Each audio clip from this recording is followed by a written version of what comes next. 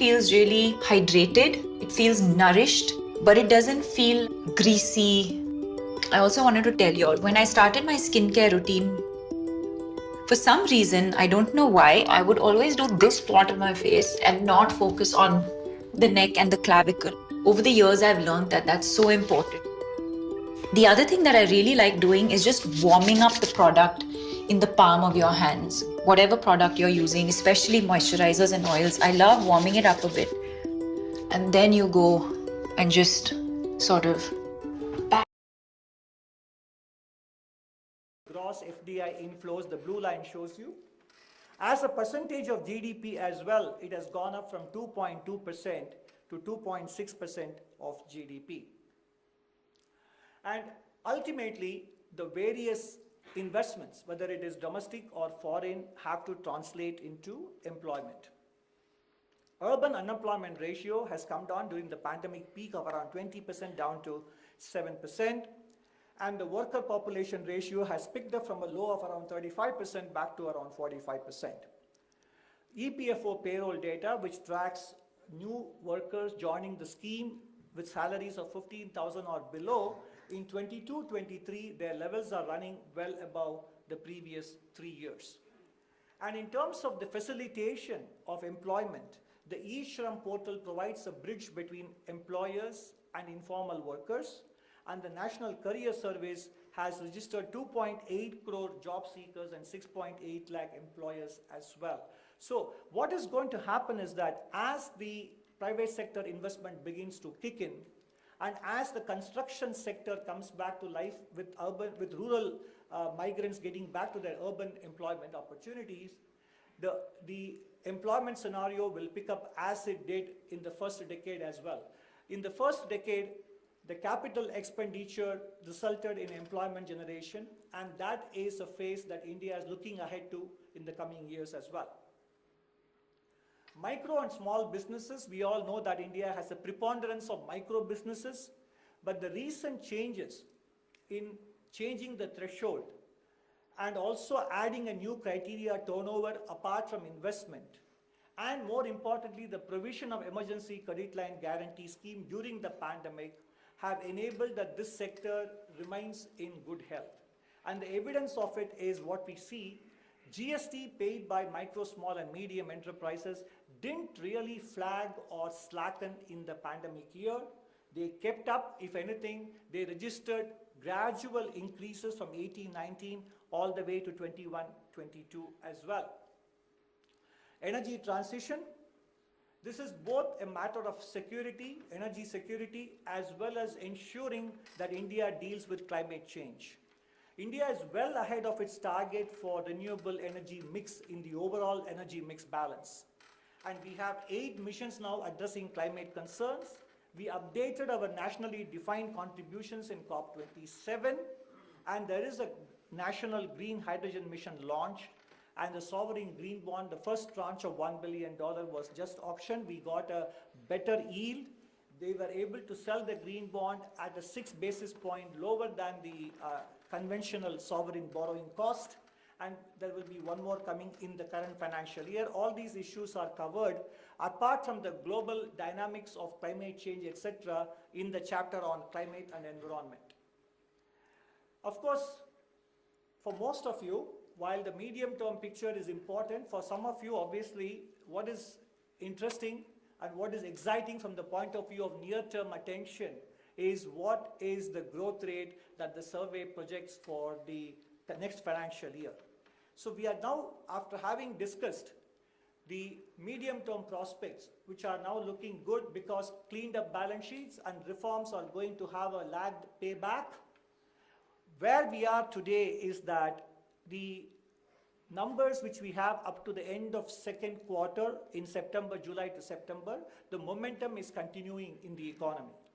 If you look at the industrial production, consumer durables, infrastructure and construction goods and manufacturing, they are running at a rate better than they were in the previous 2 years.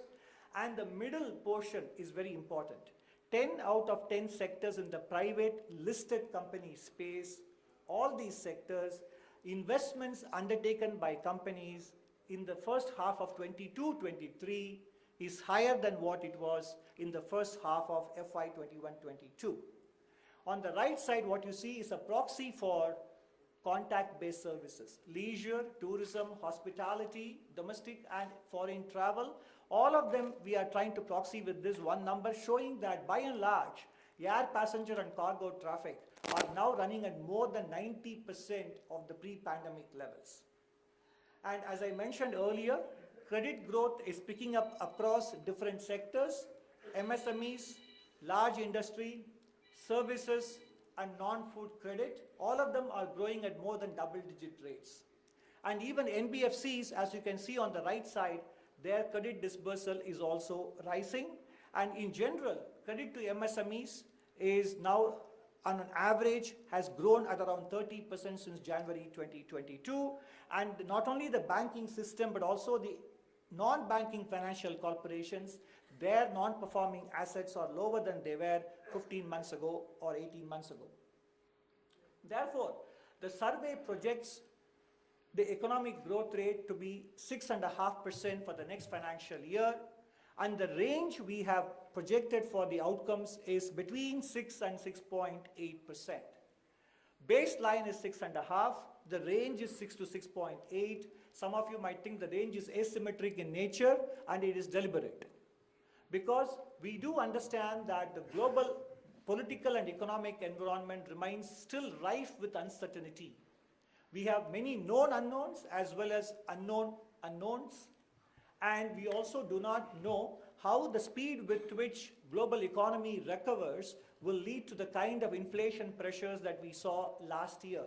China reopened fairly rapidly, and as of now, the United States economy looks set to avoid a full-fledged formal recession, and therefore this January already we have seen crude oil prices and industrial metal prices higher than they were at the end of December. From the Indian standpoint, a moderate to somewhat significant global economic slowdown will be on balance a better outcome, because it would lead to lower commodity prices and a cessation of interest rate tightening in the developed world, weaker dollar, etc. Therefore, in order to make sure that we fully accommodate the downside risks, the band has been kept at 6 to 6.8 and the baseline number at 6.5%. This number is very much in line with what international organizations have predicted, including what the IMF said this morning. So therefore, ladies and gentlemen, we have basically come to the end of the presentation, and in this last slide, as I mentioned at the very beginning, what more can be done to ensure that the potential GDP growth does not stop at 6.5 to 7%, but goes beyond that, even if global growth and export prospects remain somewhat moderate. India has the potential to enhance its GDP growth by attending to many of the domestic challenges in itself, including starting with administrative reforms and enforcement of contracts, leading to what I always say, divesting from life insurance corporation is one thing, but divesting from license, inspection and compliance, that is more important. So that has to happen at the level of union government, state governments and local governments. And finally, our aspiration to become a global manufacturing powerhouse will not be served unless we are able to ensure affordable, reliable and economically viable power supply throughout the country. And we have to make sure that we reduce the dependence on fossil fuels and ensure availability of rare earths and critical minerals to make the switch to renewable energy. And no country that is developed today has managed to reach this far without having a viable Mittelstand, the small medium enterprise sector. So we have to continue to pursue what we have been doing in the last several years, ensuring that the MSME sector becomes more and more formalized. The skilling and education envisaged under the new education policy has to be pursued, because 21st century challenges are going to be different from the previous century. Old age care, elder care, mental health, living with the green economy, all these things are not something that our education system was prepared for earlier. Therefore, that has to be addressed as well. And we have to make sure that women are able to contribute as much to economic productivity and activity as they are capable of. And today's Republic Day, this year's presentation focused very much on Nari Shakti as well. And even in the economic space, we have to make sure that whatever is feasible legislatively and in terms of law and order, physical security, work from home, and child care, or whatever governments need to do, they have to do to be able to let our women make the choice for themselves between working and addressing their family priorities as well. And they shouldn't be in a position to having to choose between the two. They should be able to perform both those activities if they desire to do so, and that is what will enhance economic growth as well. So overall, if we are able to address these pending issues as well, our future up to the centenary of India's independence and beyond will be brighter than what it has ever been. So this year's economic survey comes to you in 3 volumes: the main document, the statistical appendix, and more importantly, an economic survey highlights giving some of the statistical information. And many of the charts and the tables which are there will be uploaded as Excel files as well for you to download and look at the data yourself and make use of them. So I hope this presentation has given you a glimpse of what the survey contains and has whetted your appetite to dive deeper into the parent documents. Thank you for your patient listening. Thank you.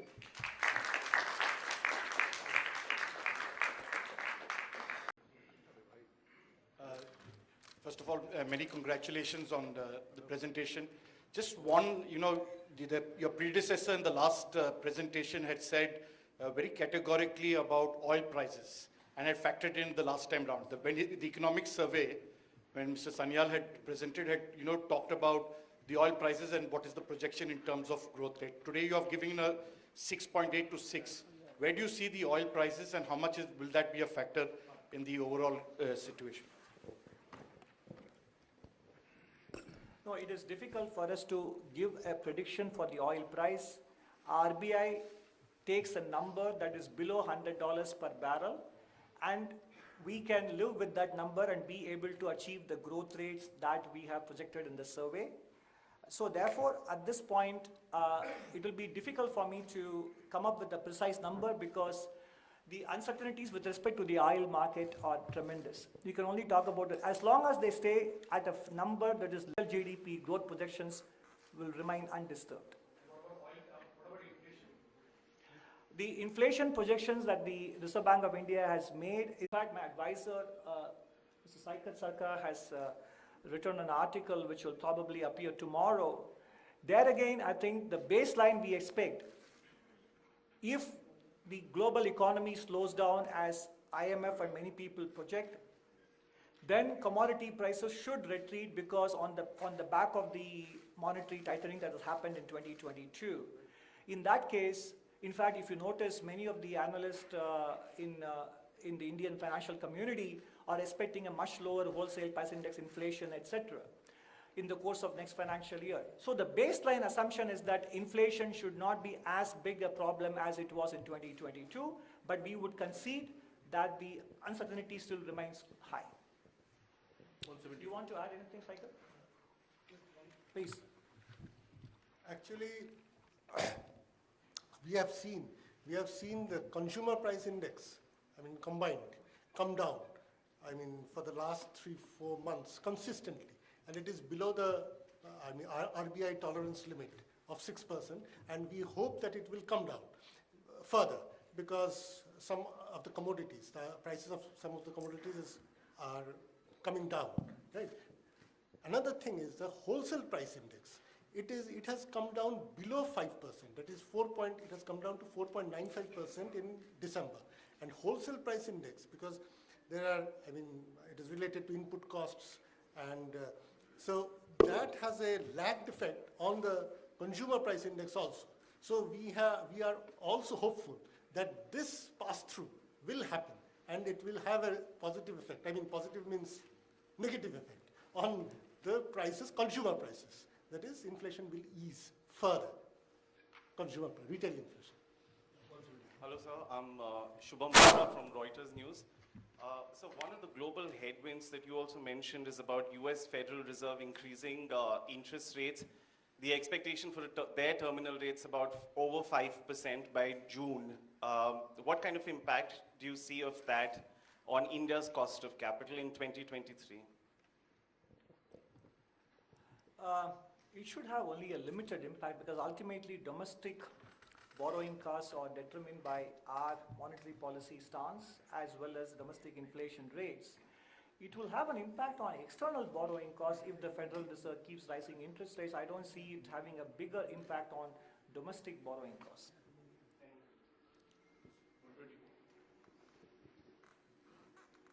Good afternoon, sir. Sapna here from CNBC TV 18.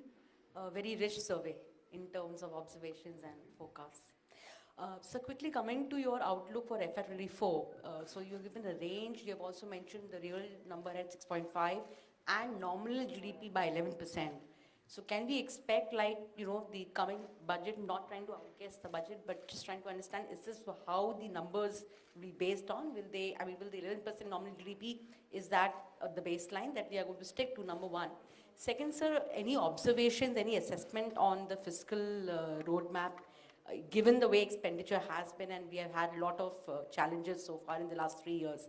And so last but not the least, sir, there is a general consensus inflation will trend down, but you have also highlighted that as, entrenched inflation as one of the likely risks for FY24. There are 3 questions here. The second question on the fiscal roadmap, you have another 17 or 18 odd hours to wait, you will get your answers. And as far as inflation is concerned, I think we did answer in response to an earlier question that by and large, we expect inflation to be well behaved for 23-24, but there are upsides.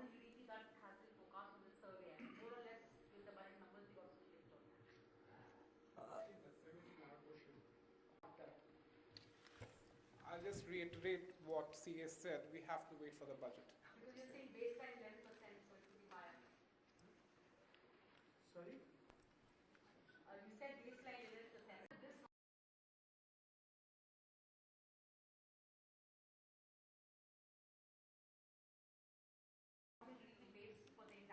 As I said, it will all become clear in 18 hours. Best. So, China is already facing a risk of slowdown, and economies of Pakistan and Sri Lanka, they are also in doldrums. So what do you make of the crisis in our neighboring countries? And also these concessional corporate tax have not been able to trigger new investments in India. So what do you think, what are the reasons behind this? So we know very well that India has provided enormous assistance to Sri Lanka in 2022, and recently also you might have read the reports that we have given the financing assurance to ensure that their debt. Watching the development. As far as China is concerned, yes, they have reopened after zero COVID policies, and this morning we noticed that the IMF has increased their growth forecast, and naturally we are looking at the implications it has for commodity prices and overall inflation and supply chain potential disruptions or otherwise. So we are tracking the developments not just in the region but globally for what they will have in terms of implications for our own output and inflation management. Now, as far as the lower corporate tax rates and their implications for investment, I showed you that in the last 2-3 years, we did have to deal with a global pandemic.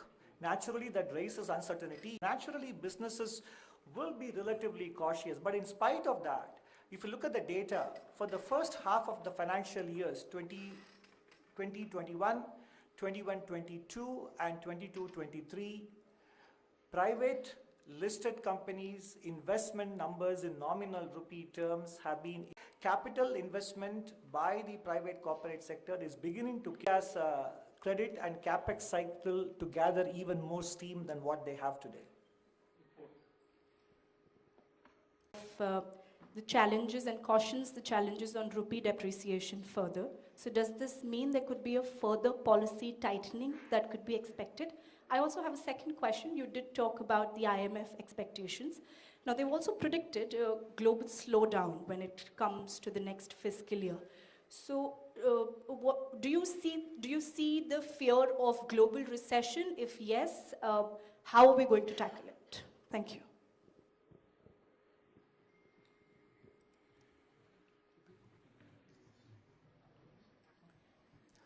No, actually, we do not make forecasts for the rupee, nor do we comment on what RBI should be doing or ought to be doing, so I can't answer your first question.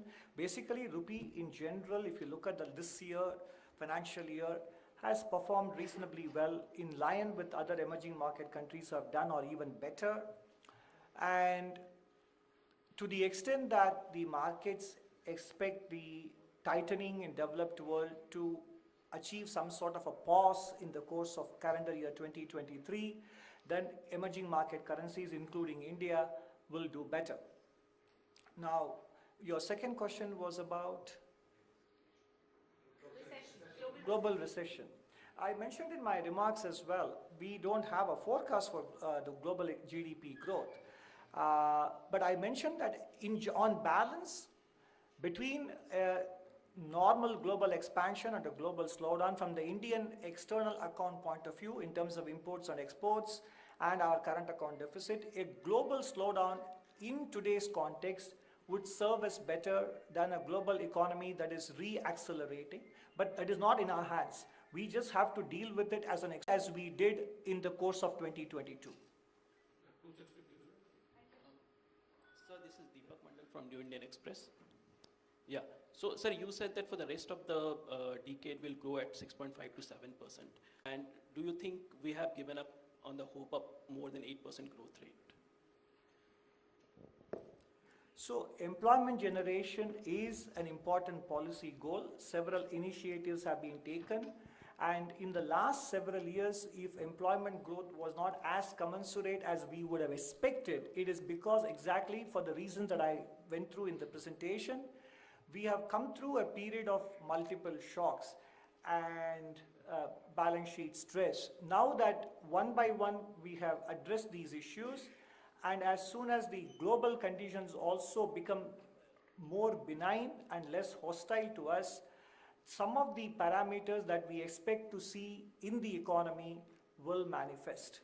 Now, have we given up hope of 8% growth? No, I did specifically mention in my, towards the end, that even without export growth kicking in, we can strive for and be able to achieve 8% growth if on top of what already has been done, several other additional dimensions are addressed as well.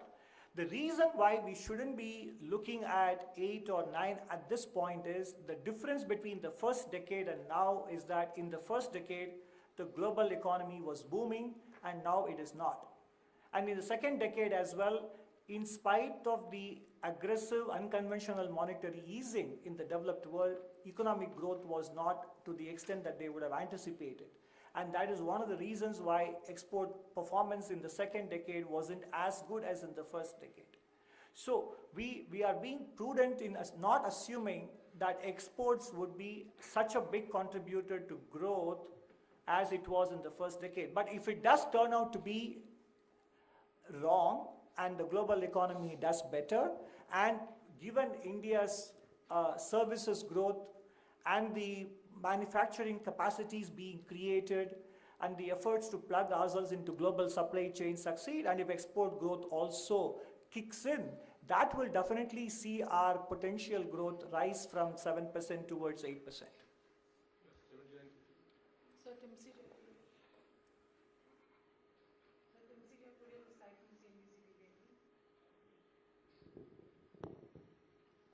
I have two questions.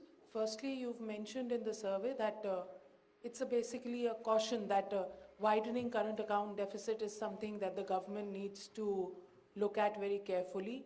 Do you have any suggestions as to how government can ensure that the current account deficit does not widen anymore? As you said, exports could not be picking up so soon. And secondly, you said domestic demand is also pushing up growth.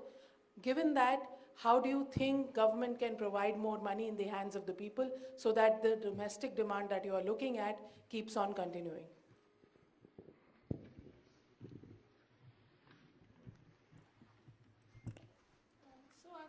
account deficit, I think, has been marred more by the merchandise trade going down, but services are still being robust, and yes, even the first half of FY23 is showing good growth in services, as well as remittances, which are also very positive development on the CAD front. So these two things going forward, we are expecting that CAD would be in a reasonable range, and even RBI governor has recently mentioned at a forum where he's talked about manageable current account deficit going forward. So,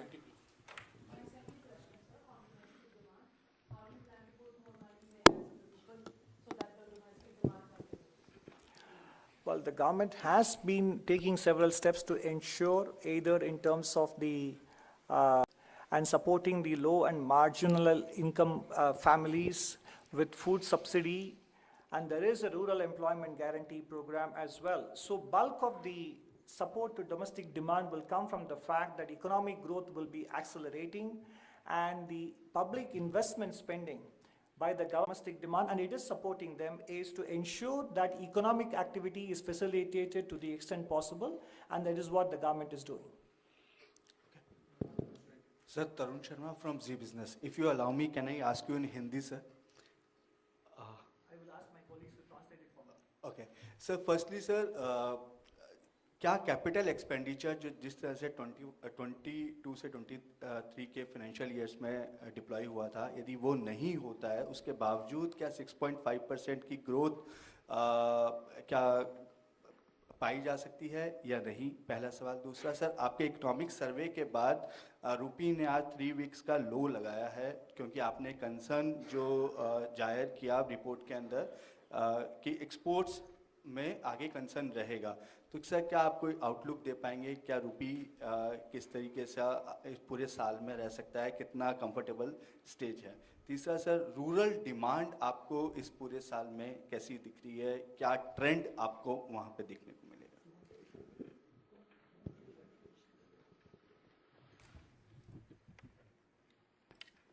I'll start with the second question first, where you are suggesting that or was it the first question कि capex अगर नहीं रहे तो 6.5 हो पाएगा कि नहीं? देखिए, कैपेक्स एक सर्टेन लेवल ऑफ इक्विलिब्रियम में पहुंच गया है, and government is at liberty to decide कि उस लेवल पे क्या करना है, which will come out in tomorrow's budget. But independent of that, we are looking at the rebound in private consumption. और इंडिया इतना बड़ा इकोनॉमी है, स्केल इतना है कि ये रिबाउंड हमारा सस्टेन करने का काफ़ी चांसेस है even in the next year. At the same time जो अभी पब्लिक कैपेक्स इंक्रीज किए हैं and the private sector capex is coming in, इससे भी इम्पैक्ट होगा ग्रोथ पे.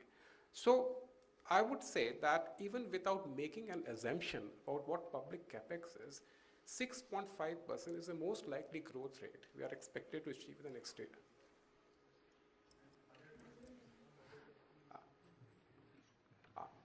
Regarding the, I think you also mentioned something about the value of the rupee, given the fact that exports may not be so encouraging.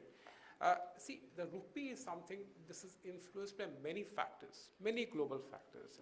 And RBI does a very good job in calibrating the value of the rupee, and it understands the importance of the economy as to the level of currency that should be an equilibrium currency. But of course, if there are adverse factors, we have to go by, because remember, we are on a floating exchange rate. We cannot be controlling the rupee. So as such, if at all this is happening, we'll see as we go forward as to the best measures that can be taken. And Sir, good afternoon. My name is Shishir. I'm from Hindu Business Line. Sir, my question is that when you are talking about potential growth rate of 6.5 to 7%, what are the three major headwinds which could affect this 6.5 to 7%? Of course, you are also talking about the tailwinds, sir, but what about the headwinds, sir? At this point, the headwinds come primarily from global factors, because what really holds back the growth rate is the fact that our net exports are negative, because we do depend on external markets for critical inputs. So crude oil price and primary commodities, their prices in general, because last year we saw that food, fuel and fertilizers, all three of them went up in price.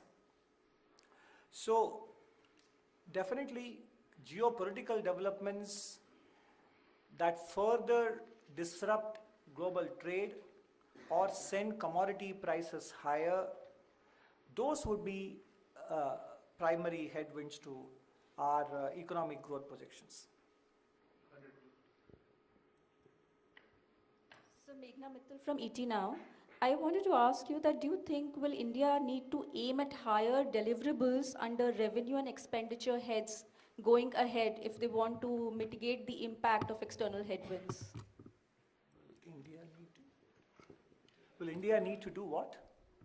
Aim at higher deliverables under revenue and expenditure heads because Higher deliverables? Yeah. Not sure I understand your question. Higher revenue and expenditure going ahead in the next financial year. Because external headwinds will definitely impact the growth. So are you basically trying to say that should fiscal policy support growth? Yeah, increased expenditure and also increased revenue we should aim at. Well, I mean, fiscal policy has supported, and you will see tomorrow whether what the government has decided with respect to that. And more importantly, at this stage, as we said, if you look at the data, private consumption in the first half of the current financial year, if you look at the macro data, is actually at a very healthy level, and it is picking up as well. And I showed in my slides that private corporate investments is picking up. So I think the time has arrived, barring again global shocks, for the private sector to take over the baton of running with economic growth. Because as long as the banking system was nursing its balance sheet, and so did the corporate sector, the only sector that could borrow, to which banks would be feeling comfortable to lend, was the government. And that is the reason why government took it upon itself to do the public investments. And not only support growth in the present, but also provide a durable foundation for the future.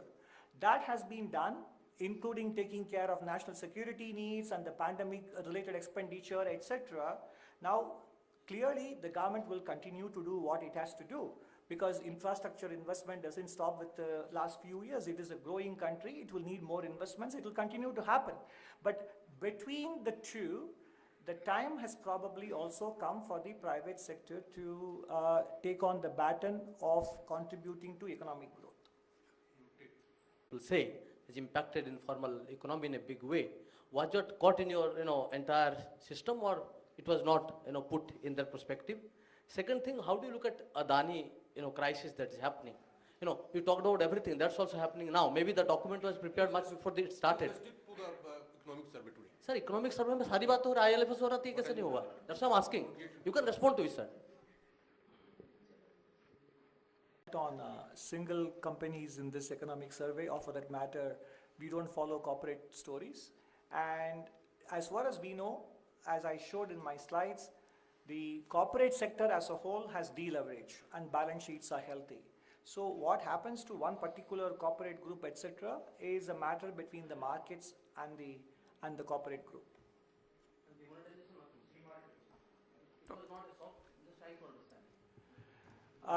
There are academic studies that showed that the impact, if anything, was fleeting. And it had a positive contribution in terms of hastening the transition to the digital economy, and in terms of discouraging black money creation. So to the large extent that India today... Hi, sir, this side. My name is Prakash Pedashi. I work for ET Now Swadesh. As you mentioned in your presentation that reduction in corporate taxes has, have helped government to, increase their income as well to increase demand.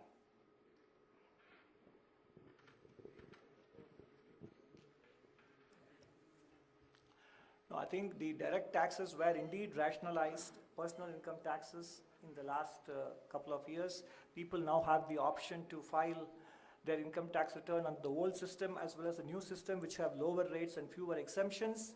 But in general, direct tax reforms are an ongoing exercise. But ultimately, I think the government also, in the course of the pandemic, has created enough safety nets and umbrellas for the poorer and lower income households. If you look at the data from the listed companies, formal sector job creation has been quite healthy as well. So what the government is doing in terms of helping the households is by ensuring that economic growth continues even during these difficult times. And that is the most important contribution that a government can make to ensuring that people's disposable incomes keep rising through creation of economic opportunity. Dr. Nageswaran, good afternoon, sir. Arup from Business Standard. Firstly, congratulations to you and your team for a very comprehensive survey.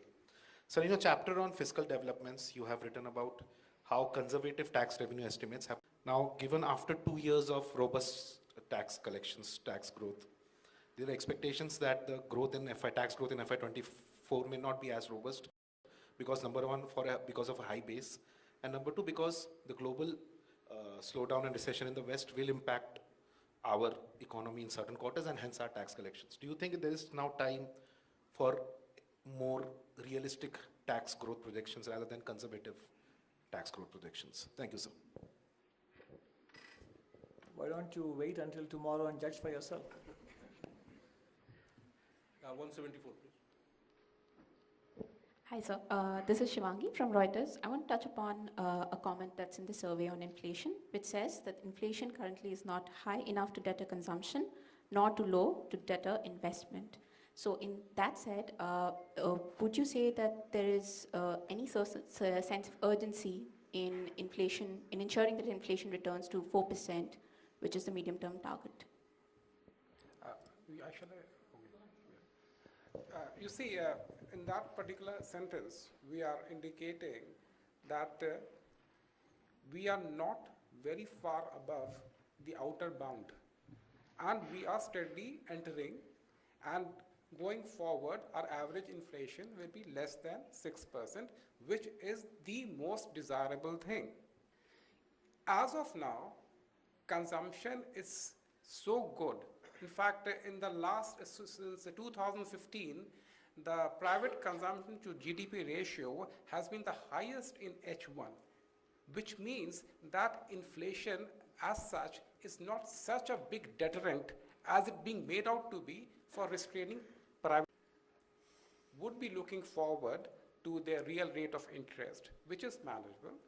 But even going forward when inflation declines, they have several other factors like crowding in being done. So this is the I think this was. So this is Nivedita from the Sunday Guardian. So what is really the progress in the national monetization pipeline, and do you have any targets for the next fiscal?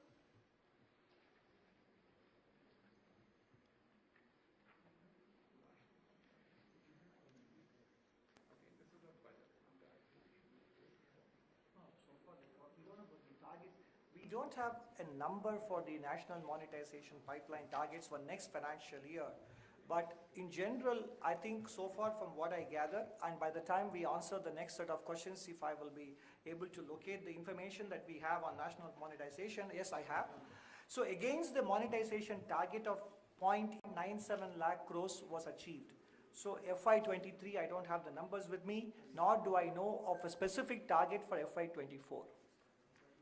68. Vigilant in FY24 as it was in FY23, given that the inflation challenge is going to be, well, significantly lower in FY24, do you think that there's a possibility that rates could come off in the next financial year? Domestic policy rates? Yeah. That is better addressed to Fort Road in Mumbai.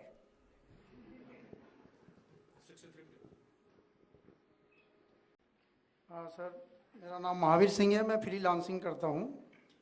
मैं जो मौजूदा स्थिति है अंतर्राष्ट्रीय अर्थव्यवस्था में uncertainty बनी हुई है, विदेशी मुद्रा भंडार के मोर्चे पर क्या कोई चिंता है सरकार के लेवल पे कि विदेशी मुद्रा भंडार क्या लगता है सरकार को? So forex reserves are managed by the Reserve Bank of India, and the numbers as of December which are appearing in the survey also are covering 9.3 months of imports. So according to our understanding and as per RBI also, we are in a very good position on forex reserves. And there are quite a few other indicators also on which forex reserve as a percentage of short. All of them are in very good shape. All the external sector variables. We have a comprehensive information in our chapter 11 which talks about vulnerability indicators. So I would refer you to that table. 15. Good afternoon, sir. Janani from BQ Prime. So just would like to get some understanding on the PLI scheme figures that have been given. It is said that 47,500 crore has been for FY22. But can we get a sense on which sectors have been leading this, considering that they were launched at various times, timeline for each particular category among the 14? And the same thing for also the jobs that have been said to have been created, about 3 lakh jobs. For details on specific sectors and at what stage would the investments kick in and what kind of targets they are pursuing or being asked to deliver on, you are better off consulting DPIIT. And what I can say is that in general, we must remember that bulk of the 14 sectors was announced in the course of 2021. And 2022, enterprises across the world would be submitting their proposals and they need to be evaluated and then they need to be given the clearances, and then they commence their investment activity before they can start delivering on the actual production numbers that they have. A passage of time before we see what kind of numbers and achievements have been made against the various schemes. And as I mentioned, it is a payment against performance and not payment in anticipation of performance. So in the highlights, we have provided some information based on what is available from DPIIT and how the targets that they had set for financial year 22-23 are well on track to be met. And it is there in the highlights. The survey has said that the agricultural sector has done well, but it needs some reorientation in terms of the challenges like climate change and high input cost. So, sir, what kind of reorientation you would be likely to suggest? Any comment on that?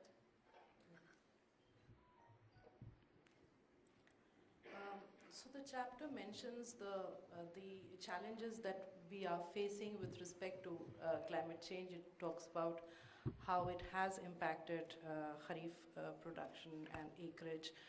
And perhaps what we are alluding to, in fact, in the chapter we are alluding to the need to crops that have shorter, growth, shorter growth periods, so that we can take care of the challenges that we face with climate change. Also, crops that are more suited in the context of changing weather conditions is what is being alluded to when we are saying that we need to now look at this, because this is the emerging challenge, and in 22 we saw that happen as well. Hi sir, Kriti from Informist Media. So 2 questions. Since you said that you do not expect Fed rate hike cycle to affect domestic borrowing or the market rates in the domestic market, does that imply that the center is going to depend more on market borrowing going forward? Second one, so the survey says but dependent on external factors. Since divestment department this year again failed to meet the target, what external factors would you deem comfortable enough for divestment target to be fulfilled? So whether the government would be depending on market borrowings, etc., again, as I said, the answer will be known to you tomorrow. So we won't comment on it. No, divestment is a function of multiple factors: investor interest, market conditions, etc. And market conditions in turn in India are also influenced as much by domestic factors as they are by global market sentiment and global market trends as well.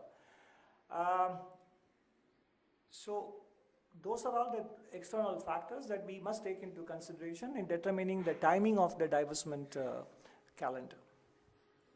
Yeah, 18. Sir, you have stated, I am Ujjwal Narayan from Newsrise.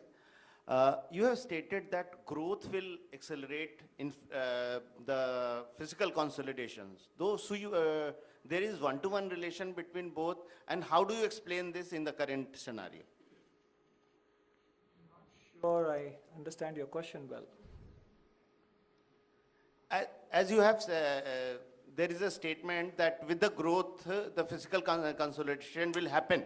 So how do you, there is a one-to-one relation between the both, and how do you see this in the present context of Indian economy? No, it's an empirical fact globally established that economic growth generates the kind of revenues and economic activity that in turn allows fiscal situation to become more stable across the world. And we experience that ourselves. Always true that economic growth plays a very important role in fiscal consolidation.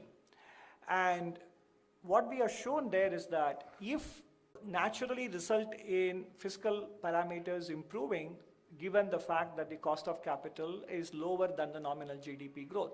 That's all there is to it. We'll take one last question from 22.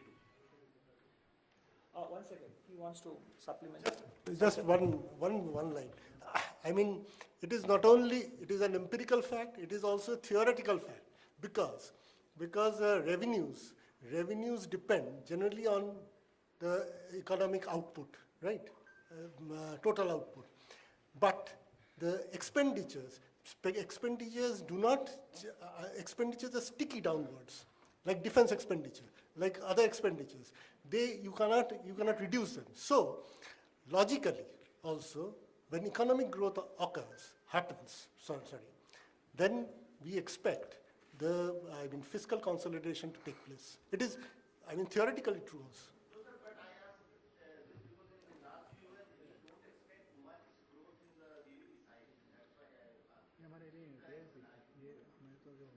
Pardon?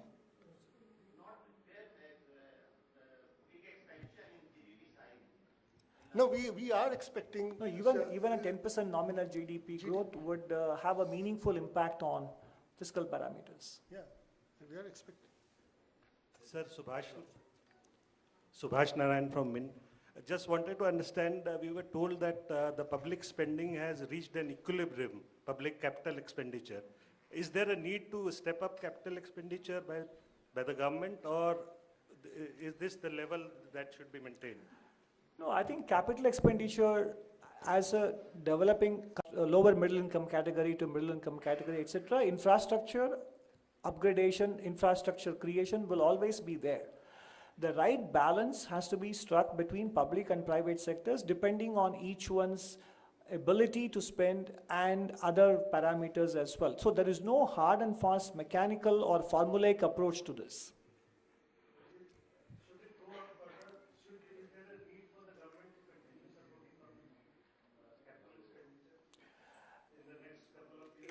The answer would vary depending on the context of the economic cycle. The government, I responded to an earlier question also, that in the last several years, because of balance sheet considerations in the private sector, of continuing with public investments and ramped it up quite significantly in the last several years. That pace, whether we should continue at that pace or some of the burden should be shared by the private sector, is a matter that would be determined by economic circumstances. So, as we come close to this press conference, I thank you, Senior Economic Advisor Dr. Anantha Nageswaran and his team, and I also thank all the friends from media who have come to attend this press conference. Thank you and good day.